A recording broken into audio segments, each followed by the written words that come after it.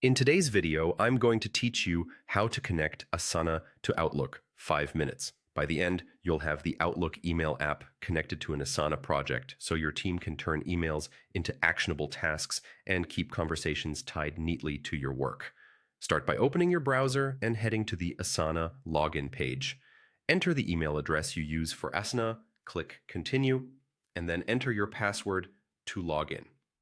If your organization uses single sign-on, you may see a different prompt. Just follow your normal login flow until you land on your Asana home screen. From your Asana homepage, open the specific project where you want Outlook to connect.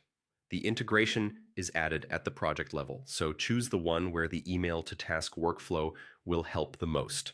Once the project is open, look to the top right and click Customize. A panel will slide out with several options. Select the Apps section inside that panel. This is where Asana collects integrations that enhance your project. Click Add to browse available apps, then select Outlook email from the list. If you don't see it right away, use the search bar in that panel to find it quickly. With Outlook email highlighted, click Add to Project. This attaches the integration shell to your project. Next, choose Connect to Outlook email. A new window will open to begin authorization. Follow the on-screen prompts to sign into your Microsoft account and grant the requested permissions.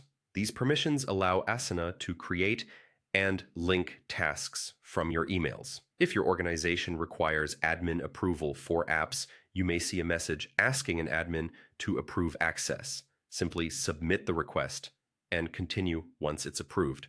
When the connection completes, your Asana project is now linked with Outlook.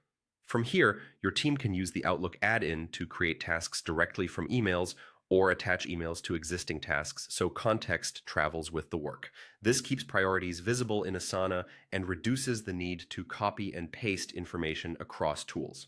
A few quick tips to keep things smooth: make sure you're in the correct Asana workspace and project before connecting. Confirm you're signing into the Microsoft account you actually use for Outlook.